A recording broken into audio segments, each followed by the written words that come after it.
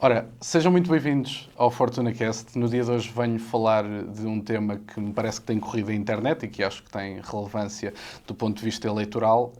Tendencialmente temos um grupo não só que tem relação com o sexo, que não me parece ser só isso, mas também com uma faixa etária muito específica, que tendencialmente vota à esquerda. E no dia de hoje nós vamos querer perceber mais ou menos porquê, e tentar trazer algumas estratégias que favoreçam o voto à direita desta mesma faixa etária, digamos assim. Eu trouxe o exemplo dos Estados Unidos e, antes de mais, obrigado às duas por estarem aqui comigo. É um gosto enorme.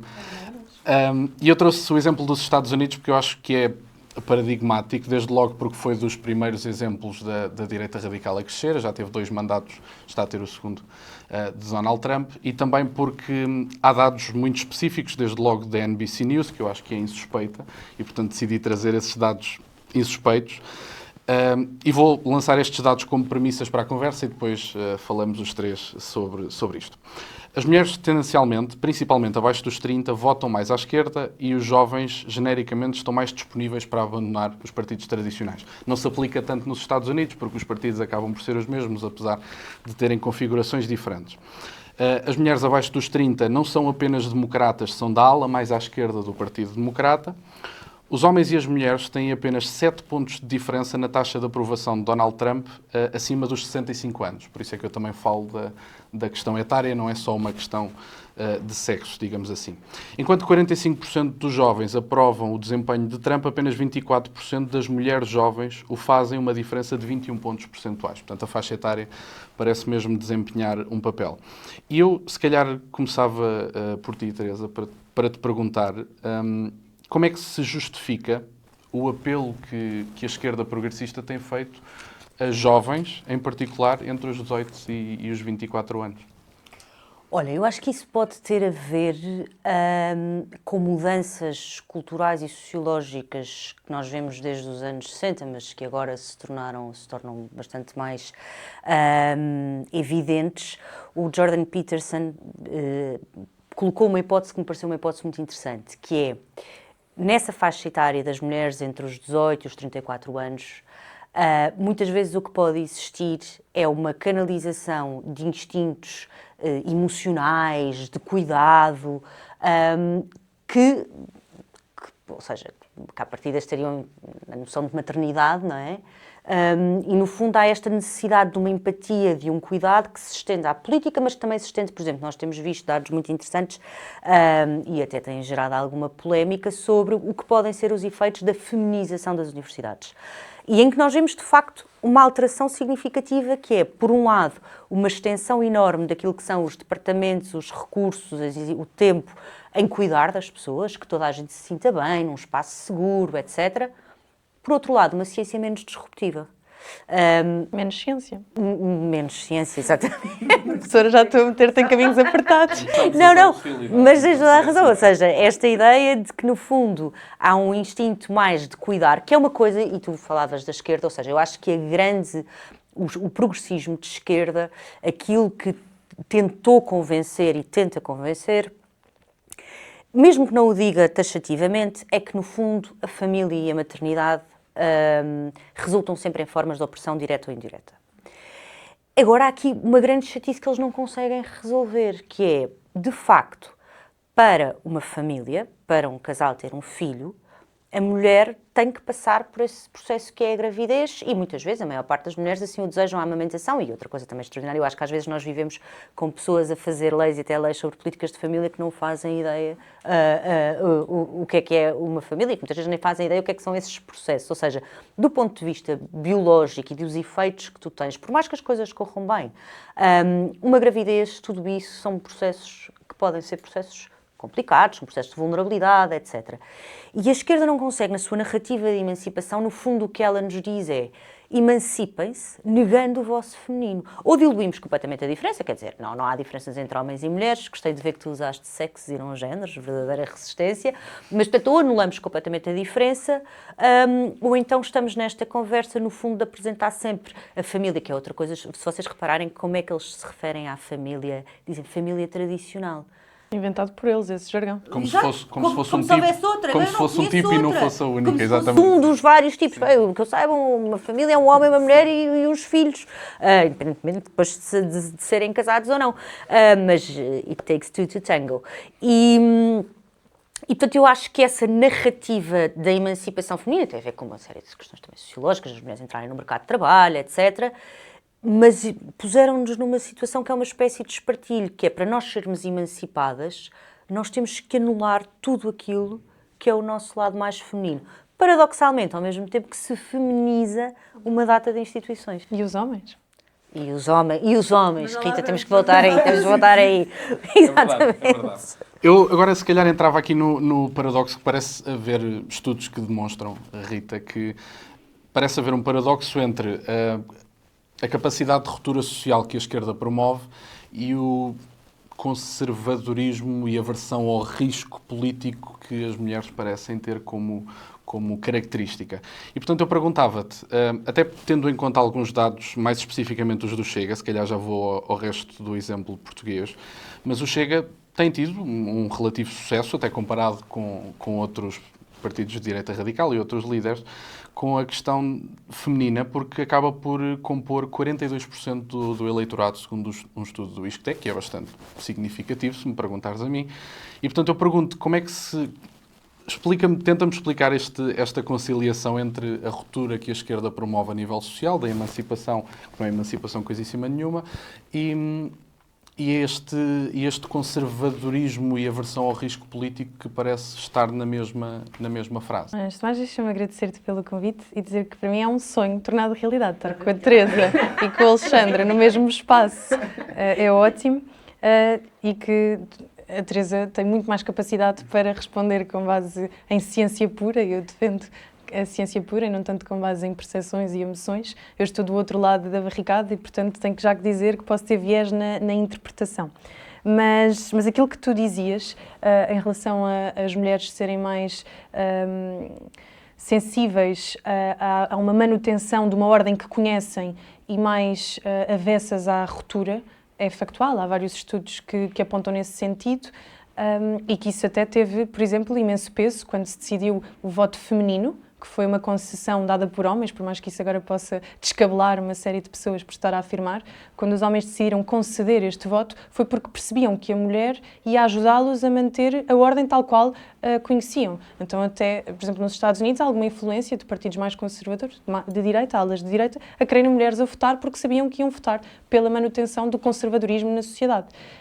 Hoje em dia, houve alterações culturais e, por isto, parece que o novo conservadorismo que é perpetuado pelas mulheres é esta esquerda. E quando eu fui procurar aquilo que tem sido escrito sobre estes artigos, de facto existe um fosso, mas também me parece que há uma tentativa da opinião pública, do mainstream, de explorar este fosso e de acentuá-lo.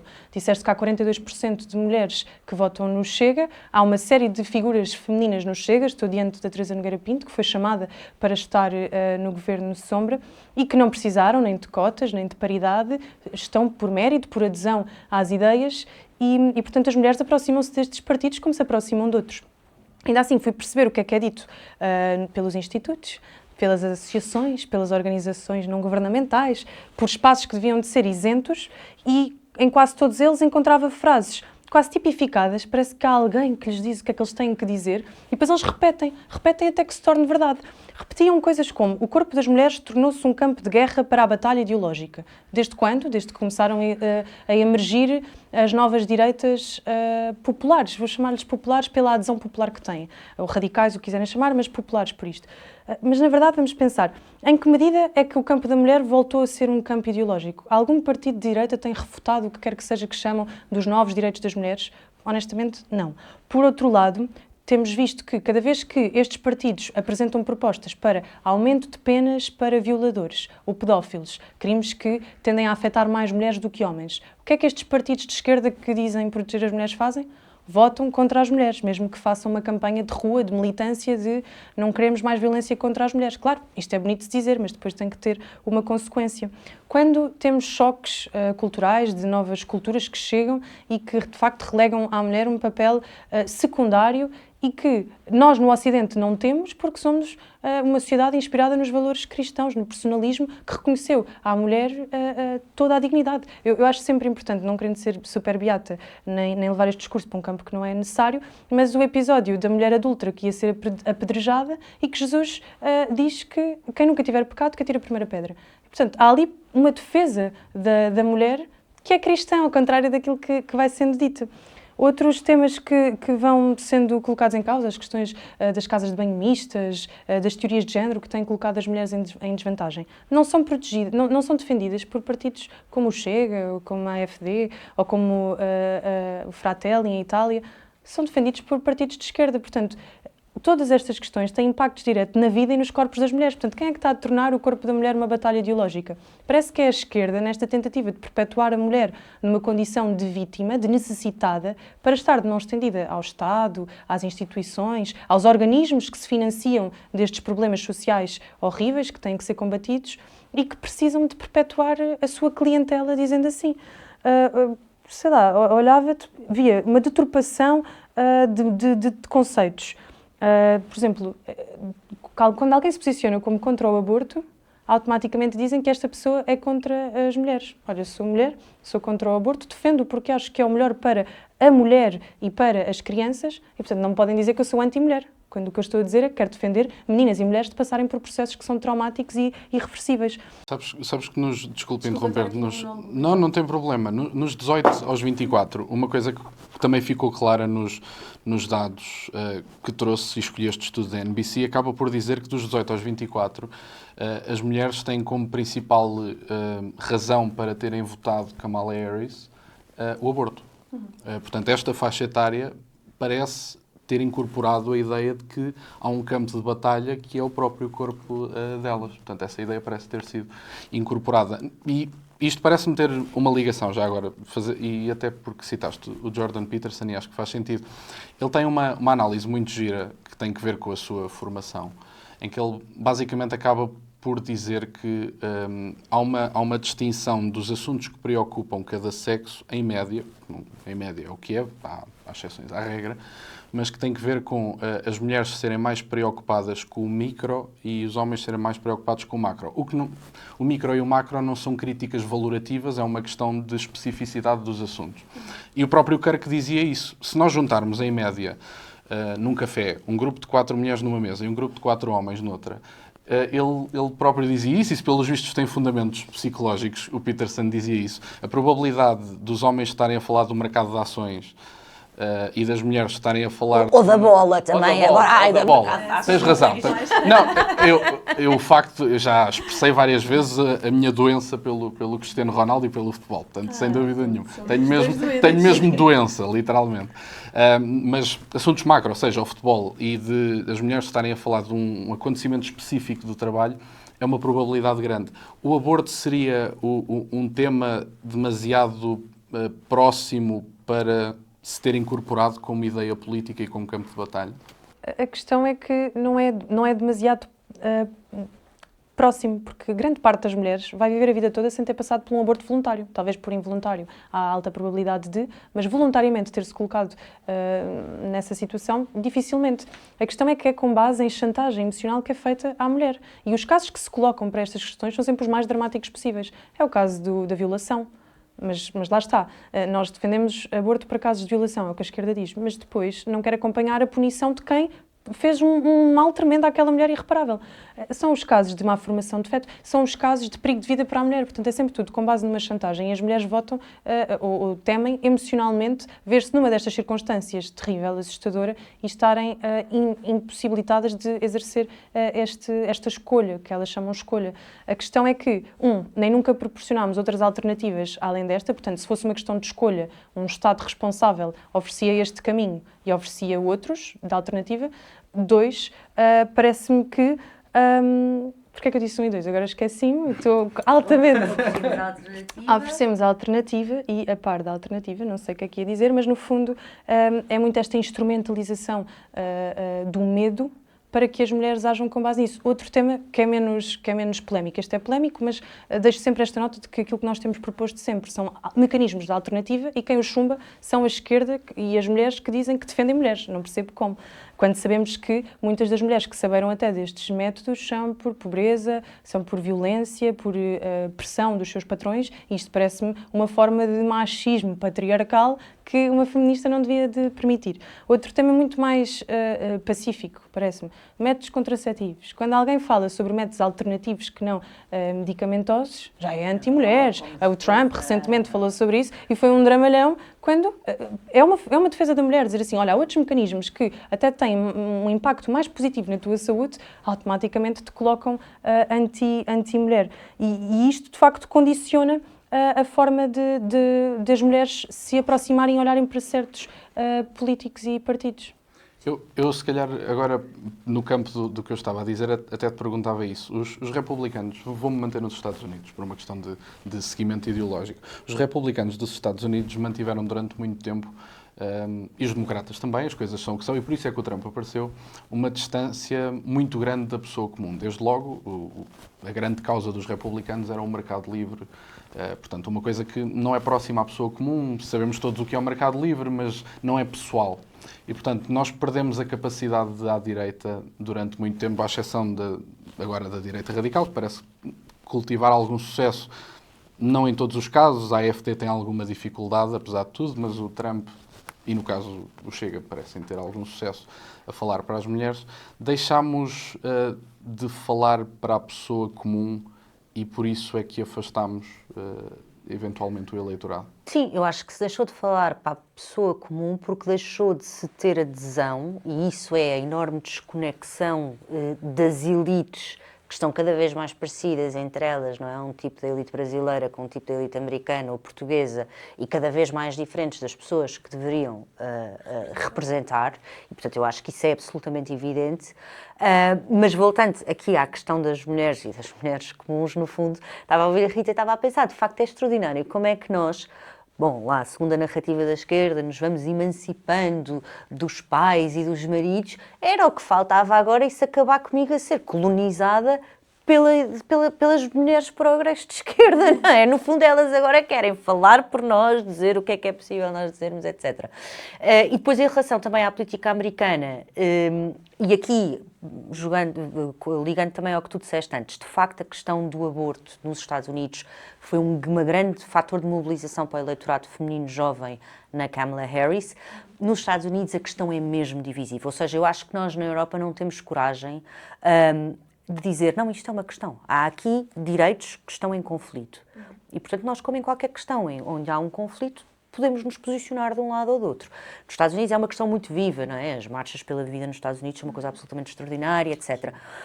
Mas eu percebo, eu comungo da posição da Rita, ou seja, a minha posição é uma posição pró-vida, mas eu compreendo um aspecto, que é, de facto, nós não podemos ignorar que a proibição do aborto implica uma restrição, um condicionamento da autonomia corporal. Agora, aliás, o conflito de interesse é esse.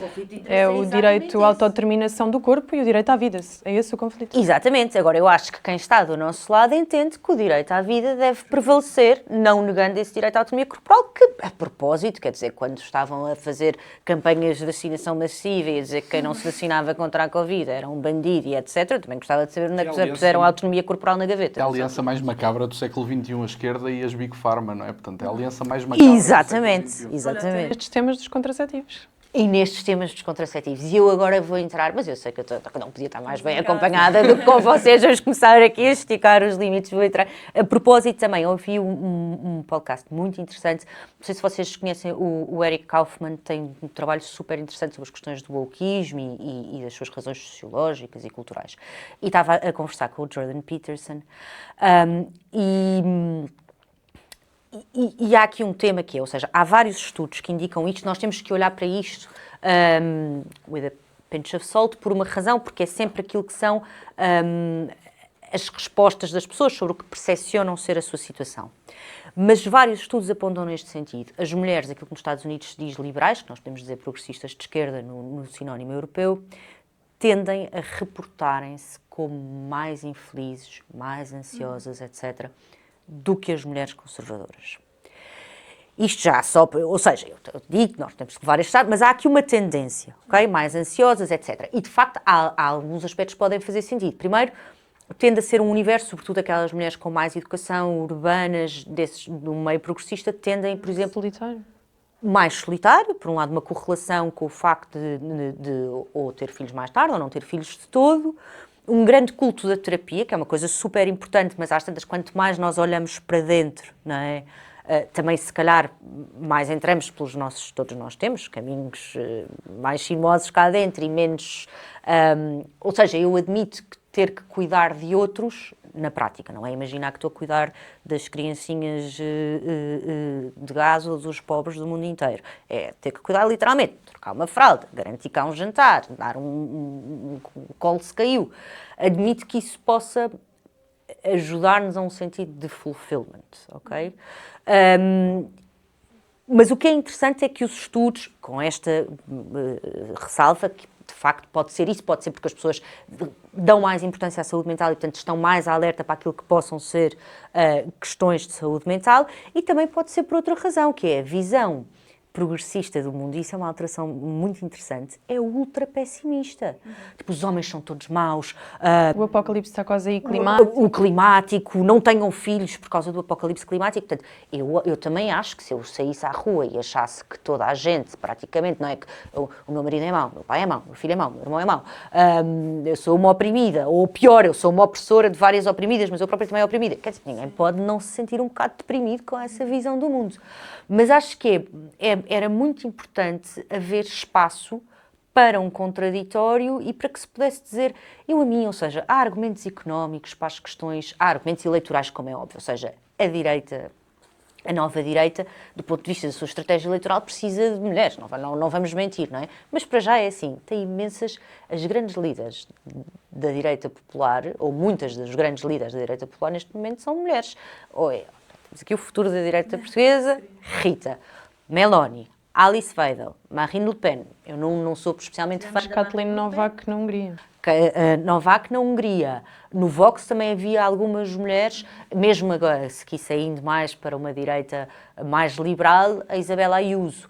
Quer dizer, nós temos grandes lideranças no feminino.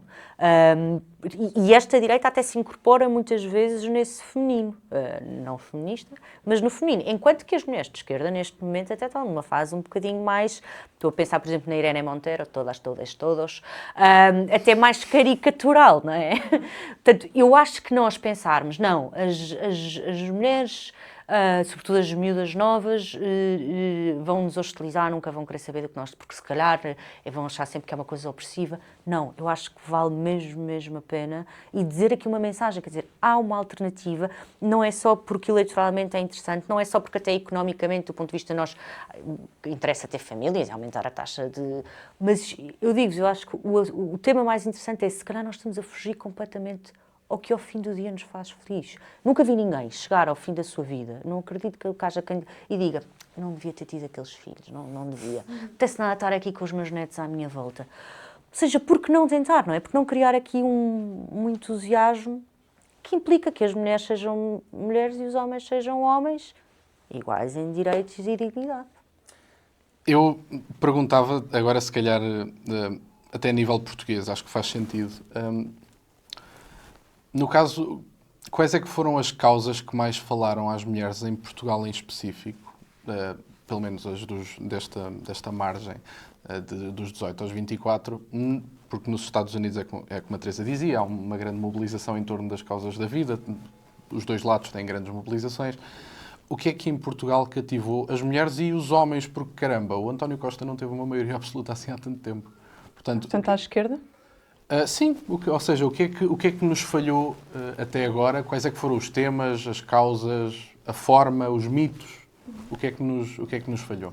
Olha, eu acho que o que nos falhou, sobretudo, foi a percepção de que a esquerda estava organizada com um discurso feminino. Os movimentos feministas existem com força há um século, mas ali a partir dos anos 60 começaram-se a organizar muito bem e que eles foram altamente metódicos. Já falámos várias vezes sobre isto, mas aquele esquema de que se infiltraram nas universidades, começaram como estudantes, acabaram como professores catedráticos a dizer o que é que aquela faculdade podia pensar, investigar e fazer. Depois começaram a produzir relatórios, pareceres, estudos que têm o seu impacto e que são comunicados e imediatizados. Depois foram altamente eficazes a fazer instituições e organizações, enquanto nós fomos para casa fazer filhos, poucos, os conservadores também falharam nisso, esqueceram-se que tinham que criar famílias e educá-las, passaram essa missão à esquerda. E ao Estado. E ao Estado, sobretudo, exatamente. E eles estavam a criar, porque são militantes, a Teresa dizia bem, têm este perfil de desejo de construir coisas, de fazer associações, de manifestações, estão permanentemente a clamar por algo. E, portanto, eles foram organizando toda esta estrutura que lhes permite ter uma máquina de comunicação e de alcance e de chegar permanentemente às pessoas brutal. Se eles quiserem organizar o que quer que seja, num segundo conseguem ter uma estrutura e uma capacidade de mobilização que hoje em dia ainda é difícil à direita, por mais que nós estejamos a viver um momento histórico absolutamente inédito, de grande mobilização. Inédito não, mas agora, pelo menos para os meus 27 anos de vida, inédito. Portanto, quando eles faziam este apelo manipulador a estes tais direitos de autodeterminação das mulheres, quando começaram a enganar as mulheres com este discurso de que a mulher por si própria não conseguia chegar a lado nenhum e precisava de sistemas de cotas, de sistemas de inclusão no espaço público, coisas que hoje em dia até nos deixam reféns. Eu posso dizer publicamente, sem entrar em demasia sobre este tema, que, por exemplo, na minha candidatura à Sintra, gostava de ter tido 3 mulheres, 1, 2, 3, e, portanto, hoje, se calhar, tínhamos 3 vereadoras mulheres e temos 2 vereadoras e um vereador, sem desprimor para o vereador que está em função, mas é um exemplo de como as cotas muitas das vezes limitam o acesso de mulheres a espaços que podiam ser seus porque tinham mérito para lá chegar. A par disso, depois também foram colocando esta lógica de vitimização, de que a mulher é permanentemente vítima da sociedade, permanentemente vítima da sua família, permanentemente vítima de salários mais baixos, que atualmente nem é real. Isto, graças a Deus, em Portugal temos leis que dizem que para trabalho igual, salário igual. É verdade que há fossos salariais, mas é em função de trabalhos mais especializados e eventualmente perigosos que homens fazem, obras, construção civil, mineração, portanto atividades mais masculinas e mais bem pagas e muito bem.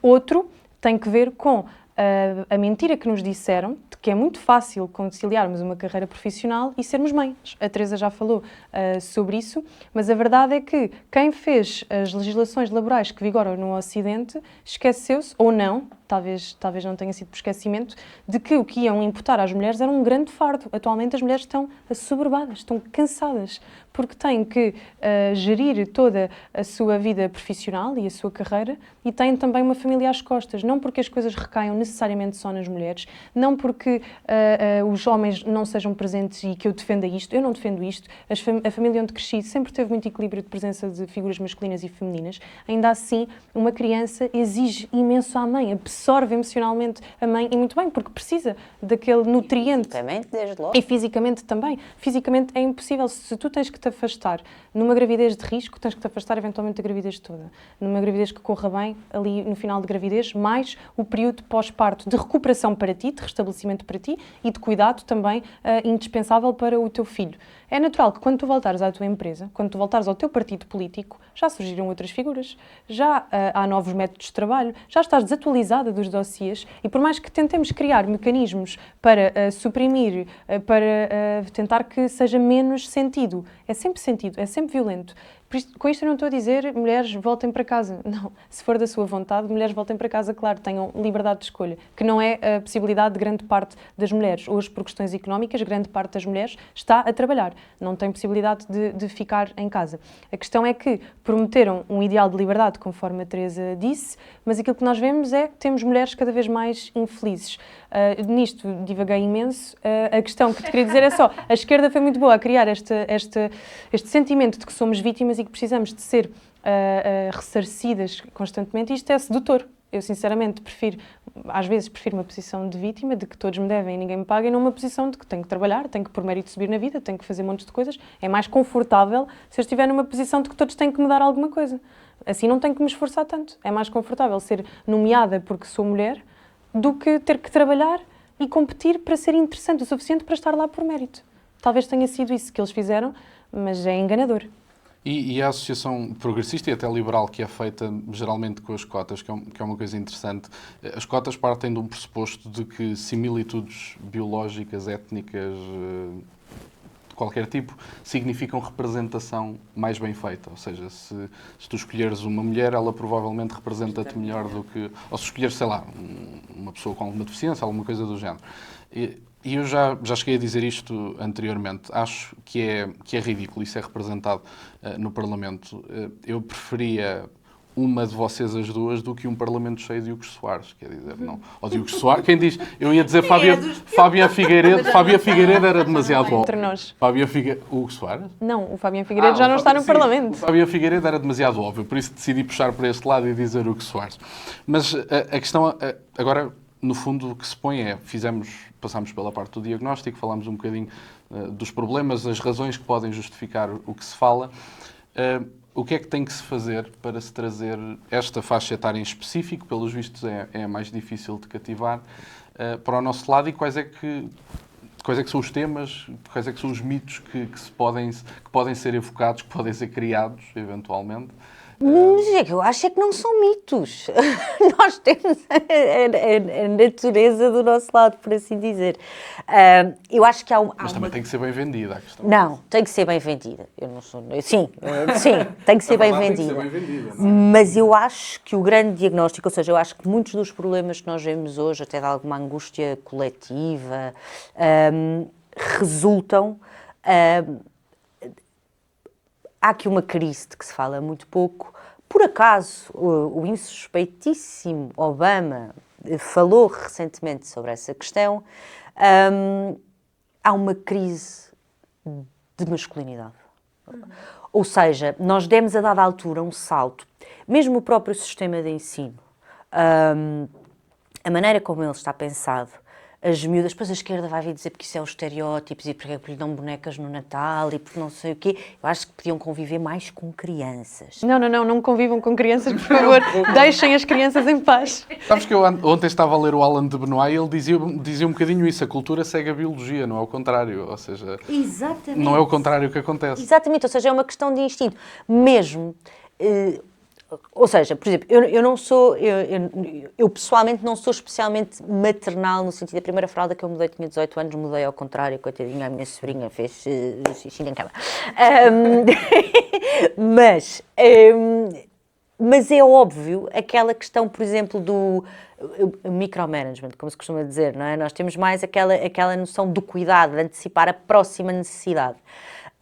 E eu acho que as mulheres gostam, não sei se isto se pode dizer sem sermos presos, mas quer dizer, a ideia, e um homem também se sentirá mais, a ideia de proteger, de garantir se alguma coisa excepcional acontece que o provedor, o protetor.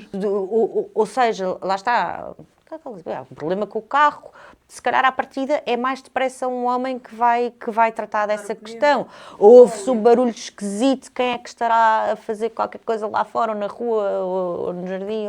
E há um sentido de honra associado a isso, ao servir, não é? Ou deveria haver, pelo menos. Associado a isso. Agora, qual é que é o grande... Tal como também havia um sentido de honra no cuidar, no ser a provedora emocional do lar, havia um sentido de honra associado aos dois. Mas sabes qual é o problema? É que se tornou isso uma coisa menor. Ou seja, nós agora dizermos, eu tenho a maior admiração por mães de famílias numerosas que assumem a opção de ficar a tomar conta de filhos, muitas vezes com vários filhos pequenos em casa ao mesmo tempo, que ainda não foram para a escola, etc. Eu não tenho maior admiração que isso. E mais, eu nunca na vida, uma vez que não é descobrir a cura para o cancro nem nada, nunca na vida farei nada na minha vida tão impactante e tão relevante como isso. Como uma mulher que faça isso. Mas nós, como sociedade, não conseguimos dizer isso. Então nós meio que desprezamos esse lado da e no fundo nós temos que pensar como é que nós persistimos até agora? Foi assim, não é? A reproduzirmos e a criar unidades cada vez mais estáveis ou não, onde acontece essa reprodução. E depois acho que nós temos aqui esse drama enorme, não é? De um sistema que é pensado, as miúdas têm muito mais facilidade em estarem sentadas, a aprender e a fazer as coisas. Escrever com cores. Escrever com cores, sublinhar. Mário. Coisa.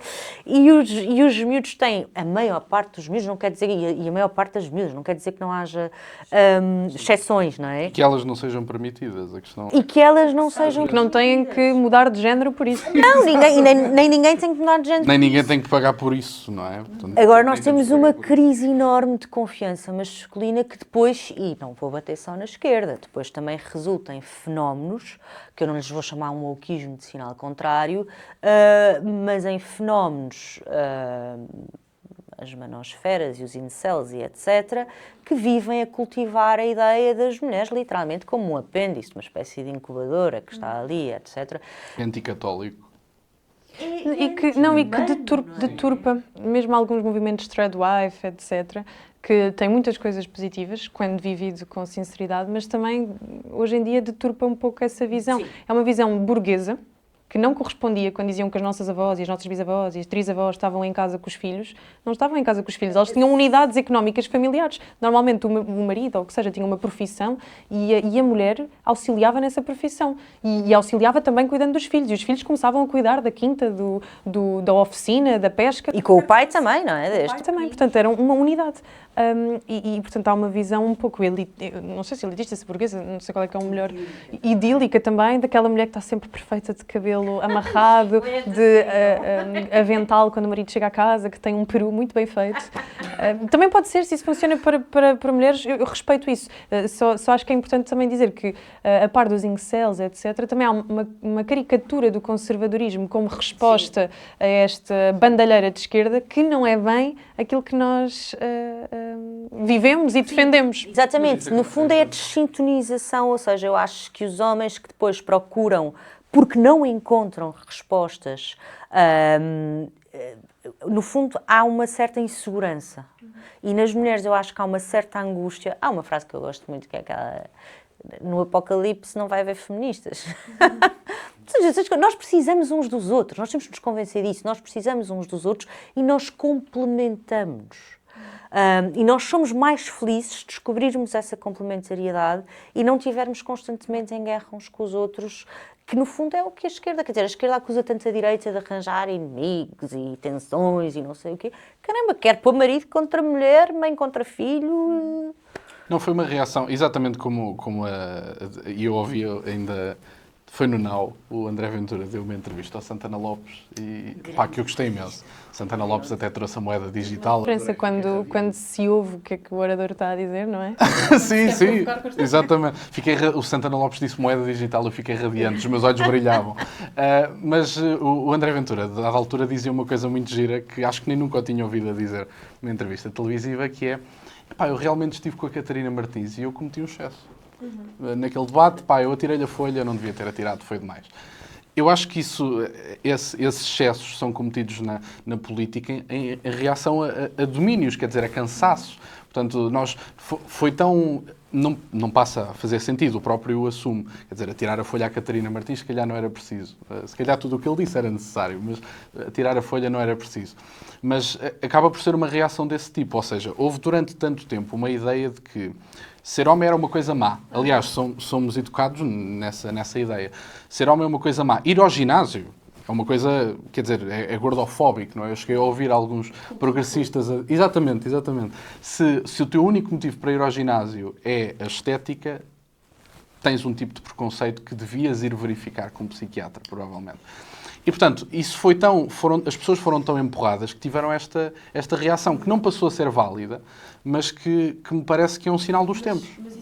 É o mandar a toalha... A dizer é que, em termos de dados, os dados dizem-nos isso mesmo, é que as pessoas foram mesmo postas para trás. Os homens têm menor taxa de escolaridade, abandonam mais o ensino do que as mulheres, concluem maior taxa de suicídio, maior taxa de acidentes em trabalho, estão também cada vez mais com altos índices de depressão, apesar de nós associarmos sempre as mulheres a um maior cuidado com a saúde mental, há cada vez mais fenómenos a serem registados neste sentido e, portanto, os homens realmente estão a ficar para trás. E a Teresa tocou muito bem. Nós, desde o pré-escolar, vamos para um sistema de ensino que, na verdade, apesar de dizermos que as mulheres ficam sempre para trás, está pensado em função de favorecer as mulheres.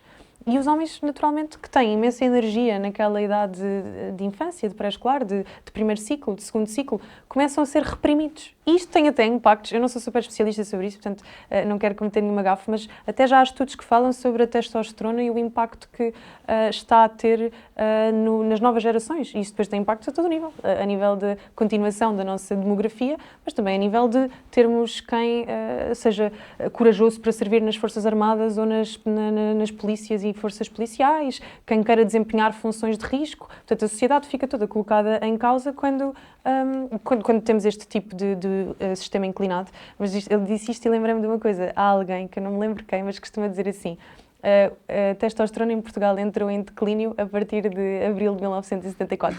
E se calhar passam estudos sobre isto, que errado talvez não esteja. Era bom terminar, era bom meter-se essa tabela, se essa tabela existisse, era ótimo, era espetacular. Não, há claramente, quer dizer, o Congresso Democrata de apoio à Kamala Harris, deles a cantarem aquelas músicas, aquilo é horrível. Mas lá está, eu acho é que nós temos que revirar o argumento, ou seja, se calhar esse processo que tu estás a descrever, isso sim é uma construção. Isso sim é uma construção. Ou seja, se calhar... Uma construção social. Uma construção social e cultural e pronto, que está patente em todas as instituições. O Peterson também tem uma coisa interessante, que é, ele dá o paradoxo de género, que ele fala no caso da Suécia, onde do ponto de vista formal, talvez sejam da chamada igualdade de género, está é mais evidente. E o que ele diz é, nas sociedades onde essa... igualdade é mais evidente, portanto, onde as pessoas, de facto, para as mulheres e os homens podem ser o que quiserem, o que nós vemos é um acentuar maior, por exemplo, de carreiras profissionais diferentes. Ou seja, homens mais tendencialmente a escolher carreiras de ciências, tecnologias, engenharias, profissões de risco, etc. Mulheres mais tendencialmente mais cuidar pessoas... As enfermeiras, as assistentes sociais. Exatamente. E depois há duas questões. É como se em primeiro lugar, como se as construções sociais fossem uma coisa, enfim, má por si só. É a construção social é inferior. Repara, comer com talheres é uma construção social. Não há nada que nos tenha dito que tínhamos que comer com talheres. Agora vou-me abster de comentários, que é para não ir abaixo. Mas podia falar sobre a imigração e coisas assim, vou ficar calado. Mas podia, à exceção do Martim Moniz, acho que era o que tu ias dizer, mas podíamos escolher comer com as mãos. É uma construção social. Quem é que nos disse que tínhamos que pegar em... Ou andar vestidos. Precisamente. No Jardim do Éden. Aí a história se calhar já é outra. Mas... lá está, as construções sociais não são uma coisa inferior, desde logo que era o que eu dizia. O Benoit, na questão da nova direita, que eu por acaso ando de volta desse livro, ele diz mesmo isso, a biologia, a cultura segue a biologia. Depois há outra questão, nas sociedades que mais se esforçaram por projetos igualitários forçados, que são objetivamente forçados, os resultados eram os mesmos. Na antiga União Soviética, pelo menos na questão da saúde, eu li alguns dados sobre isso e ele faz uma síntese espetacular desses dados. Os cirurgiões continuavam a ser homens e as enfermeiras continuavam a ser mulheres.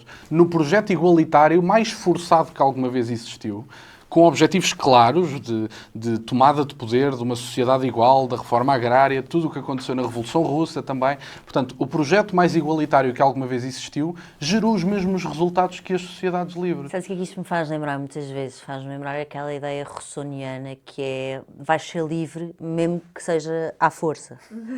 Ou seja, no fundo, quererem nos libertar mesmo... Eu às vezes penso, se fosse dada a hipótese, não é? Tens um casal com um filho ou mais filhos pequenos, e eles têm a hipótese de escolher, sem nenhuma, exatamente a mesma, do ponto de vista do rendimento, tudo isso, nada é alterado. Quem é que fica mais tempo com o bebê em casa? Mas até há estudos sobre isso, agora não sei citar, mas já vi estudos sobre, se tu desses uma opção a uma família, se dissesse, olha, tens exatamente o mesmo valor ao fim do mês e se quiseres, um dos pais ou mãe pode ficar em casa, tendencialmente as famílias preferiam ter um adulto em casa e era sobretudo a mulher. Portanto, se realmente tivessem essa possibilidade, ficavam sem este sentimento de estereótipo. Então, se as pessoas não têm esse sentimento, porque é que nós lhes incutimos este sentimento? Às tantas, estavas a falar sobre esta perseguição aos homens, vamos dizer assim, e eu lembrava-me de uma frase que quer dizer, o Chega, a direita, movimentos anti-imigração, por exemplo, são apontados por generalizar e, de acordo com as falhas de um ou dois indivíduos, dizer aquele grupo é assim. Então, mas não é isto que nós fazemos ao homem, quando dizemos que ele tem que desconstruir a sua masculinidade?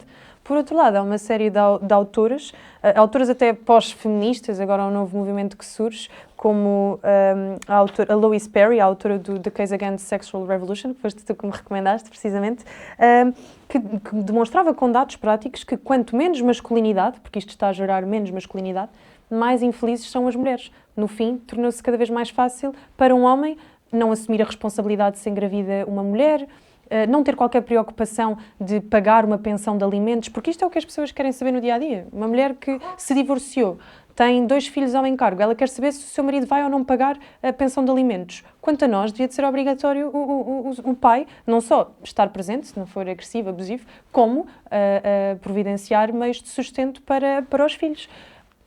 Mas depois, se repararem, há toda uma ausência de respostas de quem, em certa medida, também suscitou estes problemas. E por acaso há 2 dados giros. Até nos Estados Unidos da América há dados que dão conta de que, primeiro, os homens conservadores não querem mulheres progressistas e as próprias mulheres progressistas não querem homens progressistas, querem homens conservadores, que é uma coisa linda. Que é espetacular.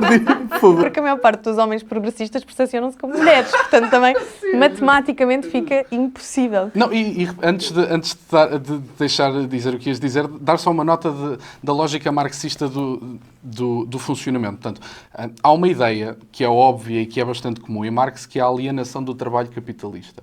Portanto, a alienação do trabalho capitalista é uma coisa curiosa, porque os marxistas do dia de hoje apelidam como alienadas as mulheres que escolhem ficar em casa. Portanto, sim, a lógica marxista é contraditória assim. Portanto, se tu trabalhas no mercado capitalista, és alienada. Mas se ficas em casa, também és alienada. Portanto, não há uma forma de sair de algo. Olha, mas tu fizeste-me lembrar uma coisa, enquanto a Teresa se vai lembrando. Fui procurar artigos sobre porque é que homens votam mais à direita, mulheres mais à esquerda, supostamente, e às tantas via como uma das reivindicações que partidos de direita, por exemplo, tendem a propor mais incentivos fiscais para mulheres e famílias, portanto, mulheres que tenham vínculos como um casamento, mesmo que seja civil, e que isso é uma forma de discriminação. E há uma ideia que também vai sendo poucas vezes falada, que já vi discutida, quer pela deputada Ana Campanhol, com quem já trabalhei várias vezes, mas também pelo Ryan Anderson no livro O que é o Casamento, em que explica que se o Estado tem benefícios fiscais para as famílias, ou se até se preocupou com a denominação de casamento civil para homem e mulher, nunca foi só necessariamente em função daquilo que uma parelha consegue fazer em termos de bens. O problema do Estado não é como é que eu e tu, se nos casarmos, vamos fazer em relação a estas coisas que nós temos. O problema do Estado é o que é que nós vamos fazer se nos desentendemos e de repente temos aquilo que um homem e uma mulher conseguem fazer juntos, que são filhos. Porque se eu e tu não tivermos capacidade de cuidar deles, a verdade é que o Estado vai ter que cumprir esse papel. E há um conjunto de indicadores, neste livro que citei, que já está um pouco desatualizado, é dos anos 90, se não estou em erro, mas que mostram que famílias fortes geram mesmo sociedades fortes. Portanto, normalmente uma família tradicional, como dizem, em que os dois sejam presentes, é a única, claro, em que haja, de facto, um padrão de normalidade, se me permitem usar esta palavra que teve quase que ser banida do espaço público. É um sítio simpático para se crescer. É um sítio simpático, os filhos têm menos tendência para depressões, menos tendência para comportamentos de risco, menos tendência para consumos de substâncias, e por isto é que, quando a direita propõe certos subsídios e incentivos e apoios às famílias, a estas famílias, é neste sentido, reconhecendo que esta é a célula que faz a sociedade funcionar e, no fim do dia, independentemente daquilo que nós pensemos, nós precisamos de sociedades que funcionem. Esta questão é absolutamente fundamental. Primeiro, a ilusão. Primeiro, uma ideia tremenda que eu acho que tem muito a ver com o egoísmo, do hiperliberalismo, de uma sociedade atomizada, que é a ideia de que nós, enquanto defendemos o direito ao aborto, e em alguns casos, nos Estados Unidos, por exemplo, até o chamado partial birth abortion, já é infanticídio. Que já é borderline infanticídio, mas se vocês repararem, ao mesmo tempo criou-se aquela ideia de as pessoas têm direito a filhos e, portanto, têm direito a recorrer a tudo para terem filhos. Ou seja, nós deixámos de nos centrar naquilo que, de facto, deve ser que é a própria criança, não é? Seu superior interesse. Exatamente, portanto, se por via das circunstâncias eu sou responsável por uma criança que virá a esse mundo, eu tenho que ser mesmo responsável. E depois eu não posso, porque eu assim o desejo, fabricar uma criança sem garantir que ela tem aquilo a que tem direito, que no fundo há aqui a questão da complementariedade, que é uma questão fundamental. E não é preciso, há estudos, muitos estudos, por exemplo, há estudos nos Estados Unidos que indicam a probabilidade de rapazes que crescem num lar de single mom, não é? Só com a mãe, de encarceramento é muito maior, de terminar a universidade é muito menor, etc. Se bem que hoje em dia já has de terminar a universidade nos Estados Unidos, não sei se é necessariamente uma coisa boa, mas adiante. Há estudos e depois há ir a um parque infantil. E nós percebemos num parque infantil, quando está o pai e a mãe, nós percebemos como é diferente e como é importante, não é?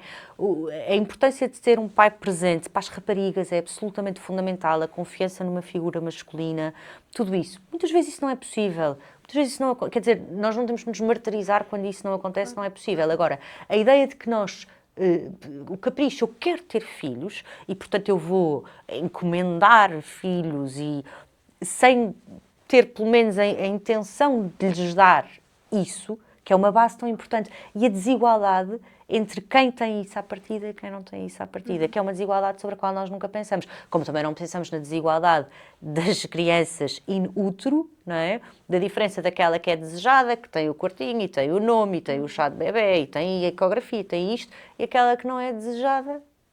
E isso deixa-me dizer-te que tenho uma grande dor com o meu projeto Mãe Dolores, que não é aprovado em lado nenhum. Não foi? Ainda não, estamos em discussão, pode ser que em Sintra haja luz verde, mas que no fundo diz isto mesmo, que há de facto mulheres que não sonharam com o projeto de maternidade, mas que se veem de repente de braços com uma gravidez. E não querendo terminar, sabendo as consequências que isso tem, a nível de recuperação física, de depressão pós interrupção voluntária de gravidez, como dizem, não têm outras alternativas de apoio, a não ser da esfera social, que tem sempre de ser mencionada, mas que lá está. Existe enquanto existir a boa vontade de pessoas e essa boa vontade pode-se esgotar. Mas achava também, só aqui um outro salto, Alexandre, desculpa, estou quase a conduzir-te numa conversa, não tarde. Eu estou a banir. Não, as mulheres de facto apoderam-se das coisas. Mas às tantas, começou tudo com mulheres, sobretudo na faixa etária, dos 18 aos 29 anos, votarem mais à esquerda e que esta polarização se vai sentindo cada vez mais nestes novos fenómenos. Agora votam muito à esquerda radical, ou votam à direita, e os homens à direita do Chega, o que quiserem chamar. Também porque a mensagem que chega às pessoas é de que nós vimos para condicionar, nós vimos para proibir, nós vimos para limitar e que queria só fazer aquele momento 760, 200, 600. Quer dizer, na verdade, partidos como o nosso, figuras como a Teresa, como o André Ventura, etc., aquilo que dizem é que não querem ilegalizar, banir, proibir do espaço público vozes divergentes, sejam de homens ou de mulheres. Nós não queremos que a Isabel Moreira deixe de poder ser deputada. Nós não queremos extinguir o Partido Socialista, por mais que o Partido Socialista quase que tenha extinguido a nossa democracia e instituições. Nós não queremos, pela via institucional, condicionar o que quer que seja das instituições, mas queremos combater pela via das ideias e queremos que estas ideias possam chegar aos jovens. E aquilo que eu me percebo é que quando as jovens, e os jovens também, mas quando as jovens ouvem estas ideias sem o viés, sem o corte, sem a deturpação, de repente elas até aderem. E o Chega tem sido um pouco esse fenómeno, é que na mesma bancada conseguimos ter pessoas abortistas, pessoas pró-vida. Conseguimos ter pessoas que são mais conservadoras, pessoas que são mais liberais nos costumes, mas que percebem que aqui tem um espaço de liberdade de existência que foi sequestrado um pouco à nossa esquerda. E esquerda falo também em Partido Social Democrata, em CDS, o que seja, onde as pessoas deixaram de ser livres de poder pensar e dizer, olha, concordo, discordo, porque há uma brigada do politicamente correto que automaticamente te vai cancelar e banir. Não, e dar nota também, que, até porque passámos a conversa toda a falar disso, dar nota também de que uma das características que pressupõe que uma mulher dos 18 aos 29 não vote na esquerda radical é, por exemplo, o facto de estar casada. Isso, pelos vistos, influencia, há estudos que demonstram isso, portanto, as mulheres dos 18 aos 29 anos que nos estejam a ouvir não pensem que estivemos aqui a dar porrada ao episódio todo e que, de repente, agora viram-nos mesmo as costas como protesto a este episódio. É como se calhar mulheres têm muito muitos irmãos rapazes, mulheres têm filhos rapazes, mulheres são casadas, porque lá está, a maior parte dos homens são pessoas boas, como a maior parte das mulheres são pessoas boas. Portanto, quando nós vemos isso na realidade concreta e saímos daquela maluqueira do wokeismo, nós percebemos que isso não se aplica na prática, não é? Sobretudo porque essa maluqueira depois não tem consequência. Eu não me importo que pintem um cenário horrível para homens, agressores, o que quer que seja, mas depois têm que ser consequentes e dizer, então, se ele é horrível, tem que ser punido. Mas a verdade é que nunca é. Era outra, só não resisto a isto, porque lembrei-me do que estavas a falar a propósito dos movimentos conservadores e das mulheres, do voto, etc. Na Primeira República não se deu o voto às mulheres. Porquê? Porque haviam muitos padres. Portanto, aí era onde, de facto, as mulheres aí eram conservadoras. Acho que as mulheres hoje são conservacionistas de uma ordem que é profundamente liberal. E acho que há uma questão também que é interessante, que é, se calhar, ou seja, pela nossa empatia, e vê-se, eu acho que a nós custa-nos muito discordar de forma dura, ruptura, custa-nos muito pensar que em todas as situações pode haver alguém que saia a perder e outros que saia a ganhar. E, portanto, cria-se a ideia de que as mulheres votam à esquerda porque empatia e cuidar, etc. Mas quem vota à direita também cuida. Pode ter uma concepção diferente de cuidado, mas cuidar pela manutenção da coesão social, cuidar, por exemplo, para que as nossas netas vivam num país livre onde se reconhece a igual dignidade entre homens e mulheres.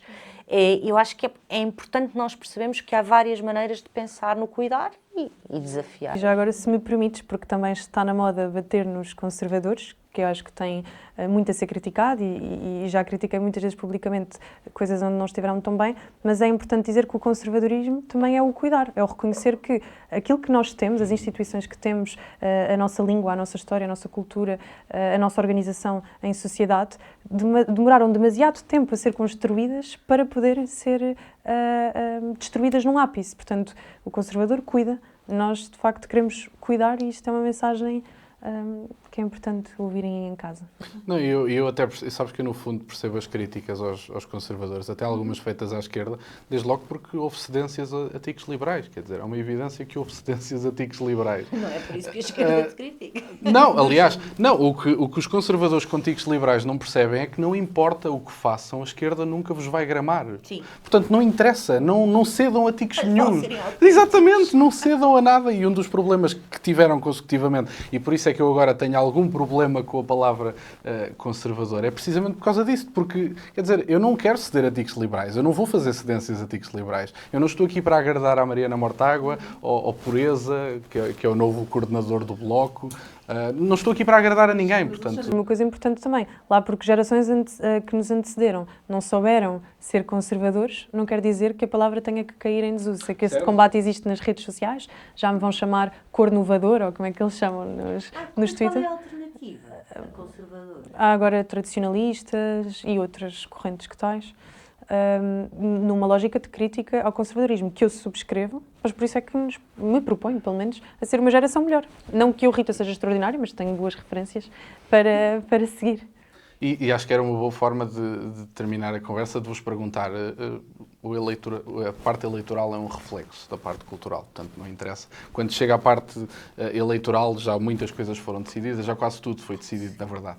E portanto, como é que nos posicionamos do ponto de vista cultural e como é que trazemos, seja de que faixa etária for, tanto os homens liberais como as mulheres dos 18 aos 29, o que é que temos que fazer culturalmente, porque a parte eleitoral será sempre um reflexo do que já foi feito culturalmente e ao longo de vários anos, tendencialmente.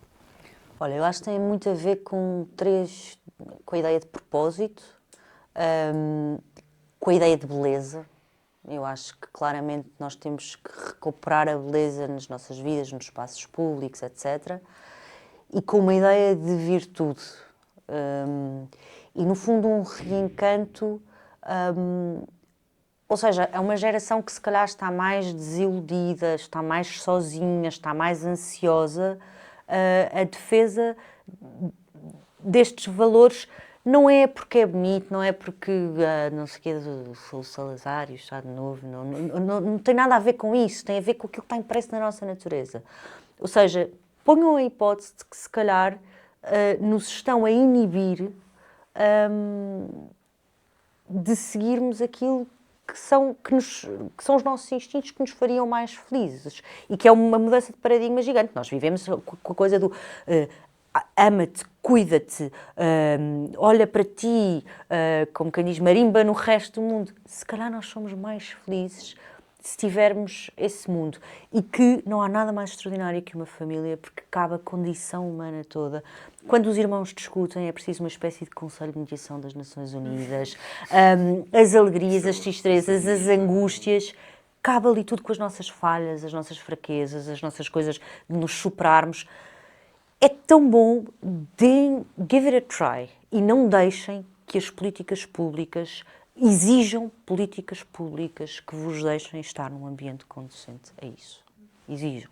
A Teresa disse tudo, mas de facto acho que este apelo à família é bonito, mesmo que a nossa não tenha resultado, e aqui permitam-me falar da Giorgia Meloni, até na sua biografia, em que ela é muito clara a dizer: a minha família originária, de onde eu vim, não funciona muito bem, a minha atual também não funcionou, mas ainda assim não é por isso que eu deixo de defender a família. Eu acho isso muito bonito, e certamente nas nossas histórias, eu na minha tenho, certamente vocês também, há casos que não correram bem aqui e ali, e não é por isto que a instituição família não deixa de ser esse espaço que dizias, o espaço onde os avós no fim de vida são cuidados e não abandonados e depositados num lar, onde os filhos crescem mesmo na sua diferença. Nós não precisamos de aprender sobre diversidade. Uma família com 2, 3, 4 filhos sabe o que é diversidade, e uma mãe e um pai têm que ser elásticos para gostar daquele filho que é mais estudioso, do outro que é mais indisciplinado. Portanto, a família é esse espaço por excelência onde nós temos essa escola de virtudes. Agora, façam famílias. Às vezes nós ficamos muito a pensar o que é que nós temos que fazer. Eu vi uma discussão muito interessante com os coordenadores do European Conservative, estava o teu pai também, em que às tantas discutiam se fazia sentido aquela lógica de longa marcha pelas instituições, de Marcuse, que a esquerda fez, nós descrevemos aqui um pouco, ou qualquer outra coisa de criação de instituições paralelas. Se calhar, atualmente, eu oscilo, não é? Atualmente penso que se calhar instituições paralelas fazem cada vez mais sentido. Quando temos universidades enviesadas, mídia enviesada, instituições enviesadas, se calhar podemos pensar em novas. Mas seja como for, queiram caminhar na longa marcha das instituições ou criar coisas novas, façam-no com este propósito de que vale a pena. A vida não tem que ser aquela desgraça que a esquerda nos pintam, e graças a Deus por isso.